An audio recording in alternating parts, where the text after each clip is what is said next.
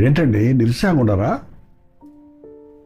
ఎందుకు అలా ఉన్నారు అని అడిగినప్పుడు ఏం లేదండి అంటారు. చూడండి, కాదండి, మీరు ఇన్ని సంవత్సరాలుగా మీ భార్యతో కాపురం చేస్తున్నారు, మీ భర్తను బాగా ఎరుగున్నారు, మీరు ఎప్పుడు ఎలా ఉంటారో వాళ్ళకి తెలియదా? ఎవరు అడగకపోయినా నీ ఇంటి వారు నీ ముఖాన్ని చూసి మీ అమ్మడుగుద్ది కదా, ఏం బాబు అలా ఉన్నావు, ఏమైంది?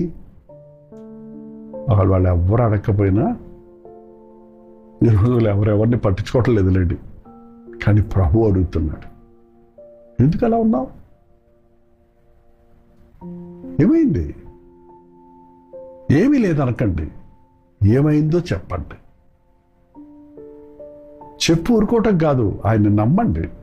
ఆయనకి చెప్పారా, మీ పని అయిపోయింది. అంటే పని అయిపోయిందంటే ఆ బాధకు కారణమైన విషయంలో నుండి మీరు బయటపడిపోయినట్టే.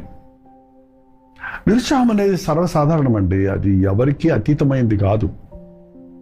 అది పేదలకైనా, ధనవంతులకైనా, గొప్పవాళ్ళకైనా, ఆరోగ్యవంతులకైనా, అనారోగ్యవంతులకైనా, ప్రతి ఒక్కడికి, అంత పెద్ద భక్తులు కూడా, బైబిల్లో చూడండి, భక్తులు కూడా, మోషే లాంటి భక్తుడు గారు, నా వల్ల కాదు కానీ నేను వీళ్ళు భరించలేను, ఒకరోజు కుంగిపోయారు. చూడండి, నేను చచ్చిపోతాను అంటున్నాడు ఆయన.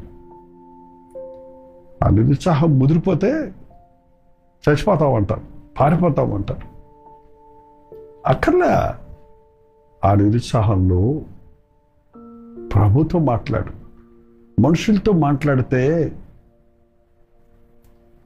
అంత నెగిటివే, అంతా మనకు బాధే. ఎవ్వరూ ఎవరి మాటలతో మనల్ని ఆదరించలేరు. కానీ దేవుడితో మాట్లాడు. దేవుడితో మాట్లాడతానే ప్రార్థన అంటున్నామండి. ప్రార్థన అంటే ఏదో రాసుకొని చెప్పేది కాదు. అంతరంగంలో నుంచి వచ్చే కేక, మూలుగు.